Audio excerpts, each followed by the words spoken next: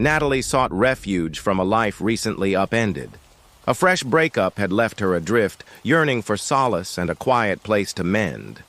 She found it, or so she thought, in a rental house outside Portland.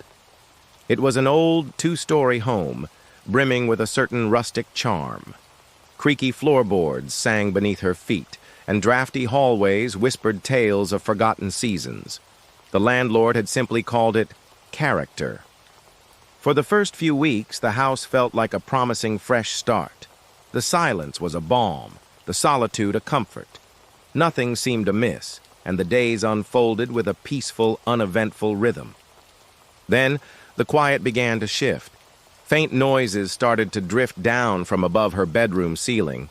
At first, she dismissed them as the house settling, or perhaps the old pipes groaning in the night. She considered rodents, a common nuisance in older homes, but the sounds grew more distinct, more deliberate. One night, a heavier sound broke through the silence, a soft, unmistakable thud. It was directly above her, a weight shifting. This was no pipe, no scurrying mouse. It sounded like someone moving, a subtle adjustment of balance.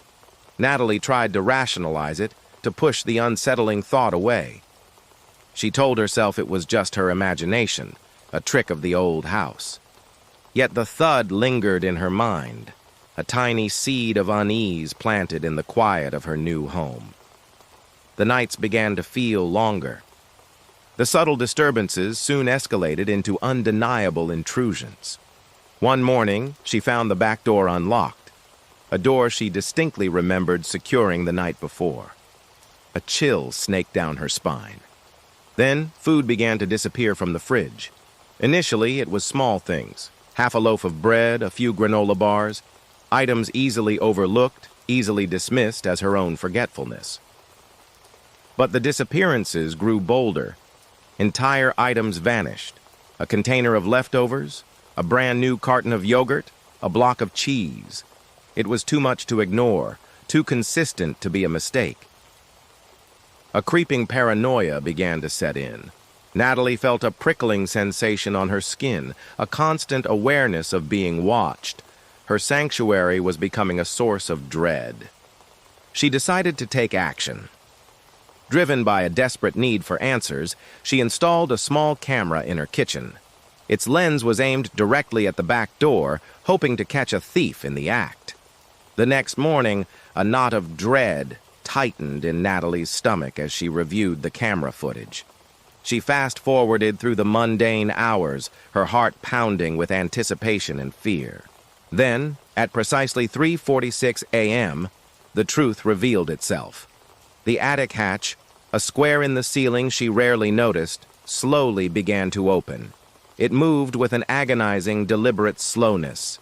A pale hand emerged from the dark opening, followed by an arm, then a shoulder. A figure silently lowered itself from the attic, landing with an almost imperceptible grace in the hallway. The figure was gaunt, its movements fluid and unnervingly quiet. It crept through the hallway, a shadow in the dim light, before entering the kitchen. Natalie watched, frozen in horror. The figure moved directly to the refrigerator. It rummaged through the contents, pulling out food and eating with bare hands, a primal, unsettling act. Then, as silently as it had appeared, it vanished back into the attic. Natalie was paralyzed, the phone shaking in her hand as she finally managed to dial the police. They arrived quickly, their presence a stark contrast to the silent horror she had just witnessed. The officers searched the house, their flashlights cutting through the gloom. In the attic, they found it, a makeshift living space, a bedroll, empty water bottles, and a chilling discovery. A journal lay open, its pages filled with disturbing observations. It detailed Natalie's routines, her comings and goings, even descriptions of her attire. The stalker had been meticulously documenting her life. By the time the police searched, the attic dweller was gone.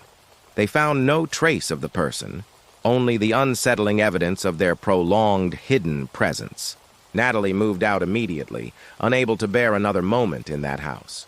The experience left an indelible mark, a chilling reminder of how vulnerable she had been. She remains forever haunted by the thought of being watched, of an unseen presence lurking just above. To this day, she instinctively checks ceilings, her gaze drawn to every attic hatch. The vigilance is a permanent scar. The late 1990s held a particular kind of quiet, a silence that stretched further than it does today. Back then, the world wasn't constantly buzzing with digital noise. There were still vast, empty spaces where the only sound was the wind, and the only light came from the stars. One such place was the Arizona desert. It's a landscape of stark beauty, but also of profound, unsettling emptiness. Under a sky so black it felt like a velvet shroud, millions of stars glittered with an ancient, indifferent brilliance. This was the setting for a night that would forever etch itself into the memory of a young woman named Leah. A night when the silence of the desert was broken by something far more terrifying than any sound. Leah was a college student making the long drive back to school after a visit with her family. The miles stretched out before her, an endless ribbon of asphalt cutting through the desolate expanse. The hum of her car's engine was the only constant companion, a monotonous drone that filled the quiet cabin. She had left late, hoping to avoid the worst of the daytime heat. Now, the desert night had fully descended, cool and vast. The highway was deserted, a lonely artery through the heart of nowhere. Her only other companion was an old, dusty AM radio. It was a relic, really, but it had always been a comfort on these long, solitary drives. A connection, however tenuous, to the world beyond her headlights. As the hours wore on, the silence began to press in. Leah reached for the radio, her fingers tracing the worn plastic of the tuning knob. She was searching for anything familiar, a snatch of a song, a late-night talk show host's voice, anything to break the monotony. The dial crackled and hissed as she swept across the frequencies. Most were dead air or faint, distorted whispers of distant stations. Then, through the static, a voice cut through. It was clear, unnervingly so, as if the speaker were right there in the car with her. The voice was calm, almost unsettlingly emotionless. It was a monotone, flat and devoid of any inflection, like a computer speaking. It held no warmth, no urgency, no discernible human quality. And then the message began. "Stay on the road." Leah frowned, her hand hovering over the dial. What was this? Some kind of public service announcement? The voice continued, unwavering. "Do not stop the car!" A shiver traced its way down Leah's spine. This was odd. "Do not pick anyone up." The words hung in the air, each one delivered with the same chilling, dispassionate clarity. "If you see flashing lights behind you, do not pull over." Leah's breath hitched. This wasn't a public service announcement. This was something else entirely. The message repeated, over and over. A chilling mantra, delivered by that same flat, emotionless voice. "Stay on the road. Do not stop the car. Do not pick anyone up. If you see flashing lights behind you, do not pull over." It was relentless, a loop of unsettling instructions. At first, Leah tried to dismiss it. She even chuckled, a nervous, hollow sound in the quiet car. It had to be a prank, she reasoned, some bizarre art project or a pirate radio station playing a strange, unsettling joke on late-night travelers. But the chuckle died in her throat. Something about the voice, its utter lack of inflection, its cold, unwavering delivery, sent a deeper shiver through her. It wasn't just odd, it was profoundly unsettling. It felt less like a human voice and more like a pre-recorded warning. She tried to tune away, to find another station, any other station. But as she swept the dial, a strange anomaly became apparent. Every other frequency was a mess of static, a cacophony of white noise and distant, garbled signals. Yet, this strange station, this chilling broadcast, remained crystal clear. It was unwavering, cutting through the desert night with perfect, unnerving clarity. The monotone voice continued its loop, a constant, chilling presence in the car. Stay on the road. Do not stop the car. Do not pick anyone up. If you see flashing lights behind you, do not pull over. The desert outside felt even larger, even emptier now. The stars seemed to watch, cold and distant. Leah gripped the steering wheel tighter, her knuckles white. The joke, if it was one, was no longer funny. It was beginning to feel like a prophecy. The minutes stretched into an eternity, punctuated only by the relentless repetition of the voice. Leah's eyes darted from the road ahead to her rearview mirror, a growing sense of dread tightening its grip on her.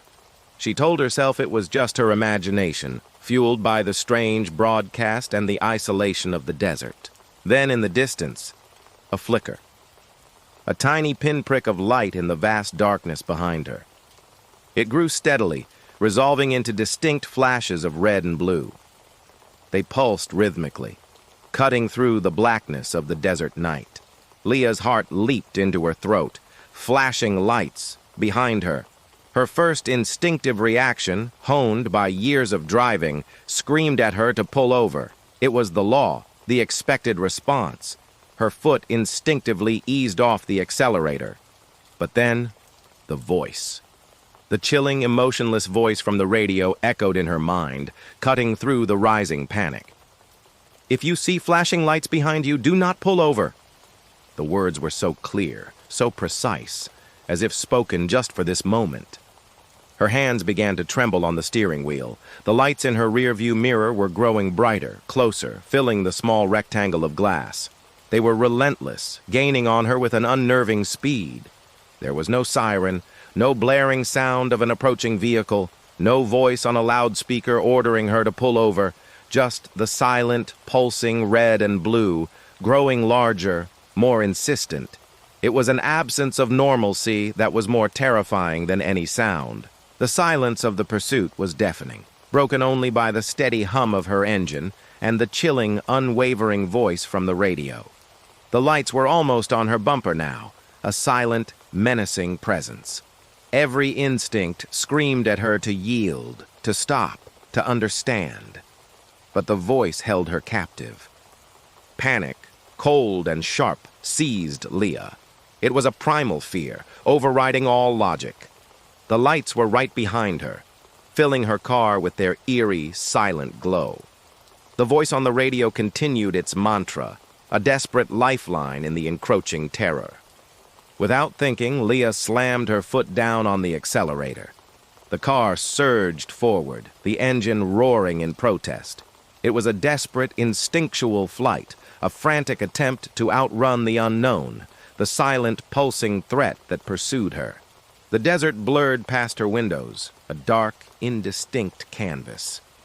She pushed the car faster, her eyes fixed on the road ahead, occasionally flicking to the rearview mirror. The lights, however, were relentless. They stayed with her, a silent, terrifying shadow. For 15 agonizing minutes, the pursuit continued.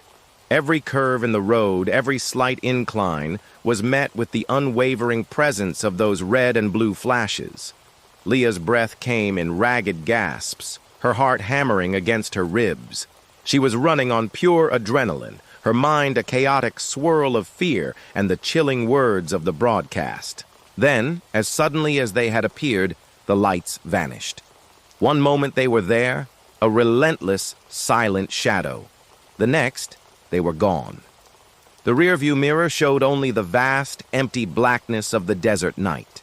Leah eased off the accelerator, her car slowing to a more reasonable speed. The silence that followed was profound, broken only by her own ragged breathing and the continued unwavering voice from the radio. Stay on the road. Do not stop the car. Do not pick anyone up. If you see flashing lights behind you, do not pull over. Leah drove the rest of the night in a daze, the radio still playing its chilling message. She didn't dare turn it off. She didn't dare stop. She didn't dare look back. When the sun finally began to paint the eastern sky with hues of orange and pink, she was far from the Arizona desert, far from the place where the night had turned into a waking nightmare. The voice on the radio had finally faded, replaced by the familiar static of morning. But the memory remained. The chilling echo of that emotionless voice, the silent, relentless pursuit of those flashing lights. She never knew what they were, or who was behind them.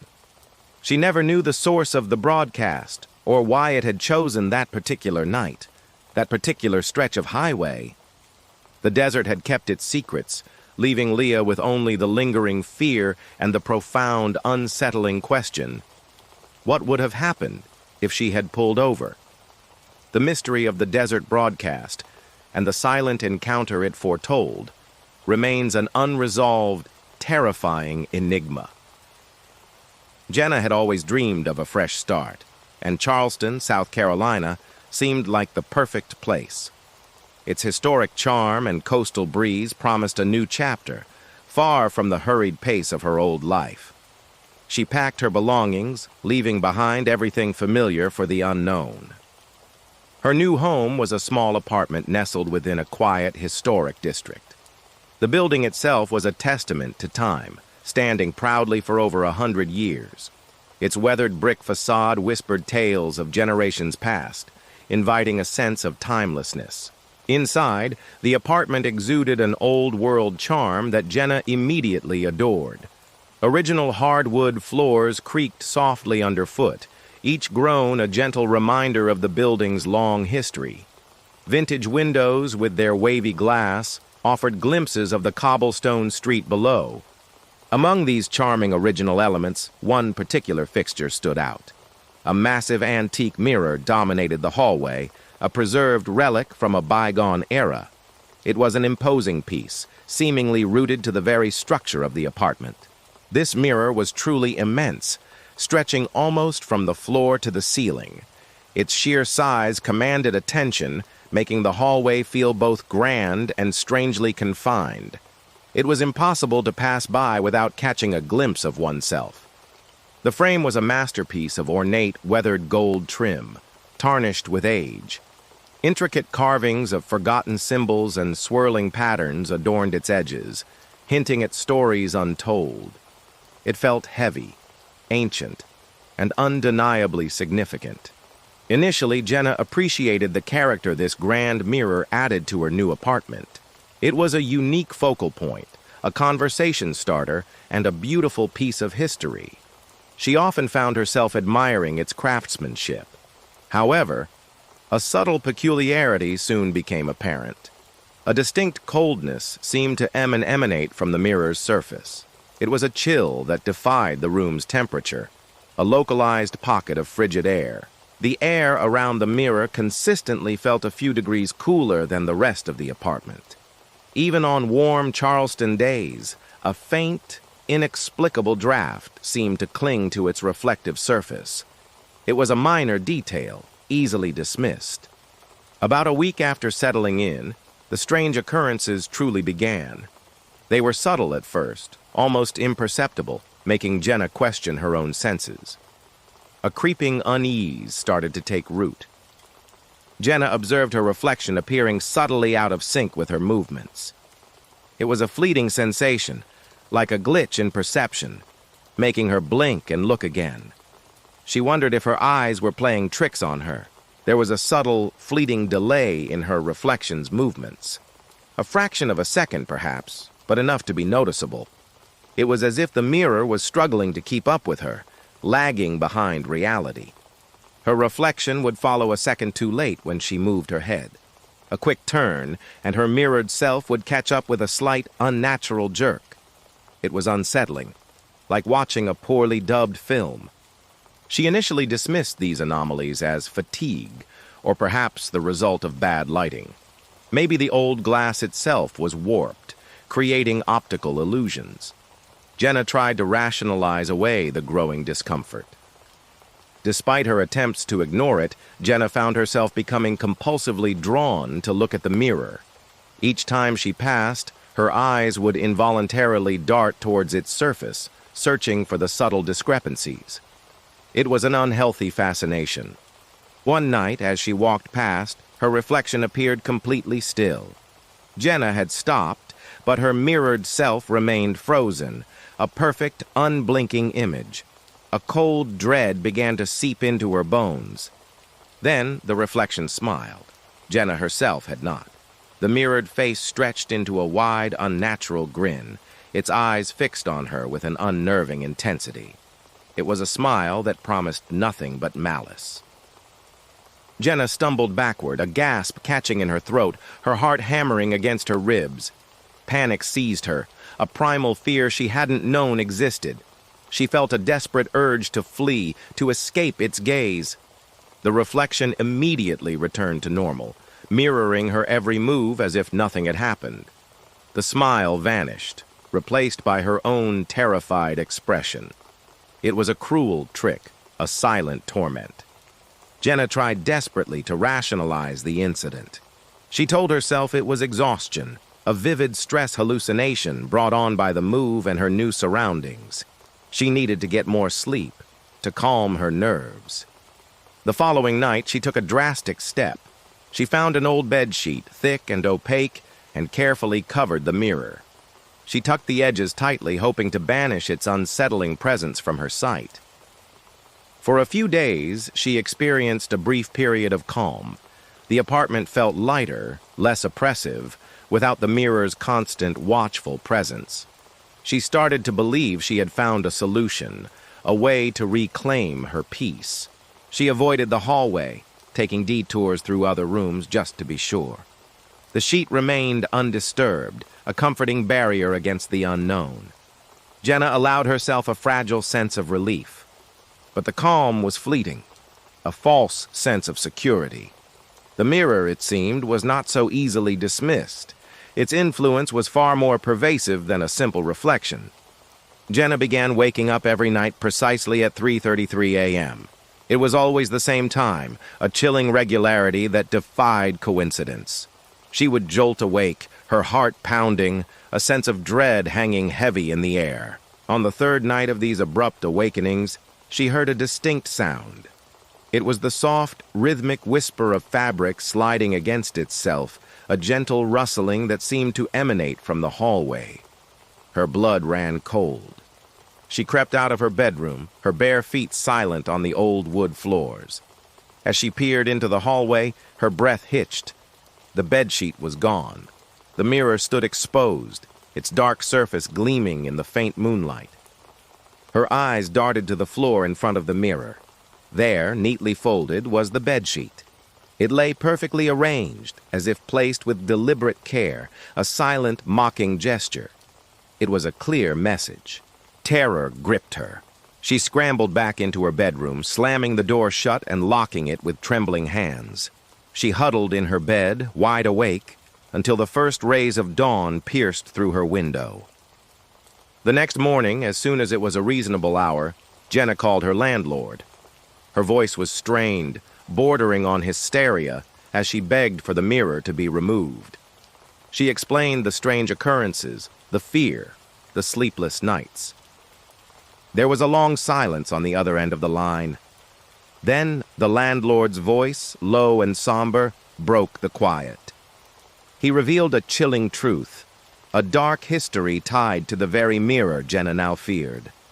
He spoke of a past tenant, a young woman named Eleanor, who had lived in the apartment decades ago. Eleanor had developed a profound, tragic obsession with the mirror. She spent hours gazing into its depths, captivated by something only she could see. Her fascination had slowly consumed her, isolating her from the world. She would talk to her reflection, whisper secrets to it, convinced it was a portal to another realm.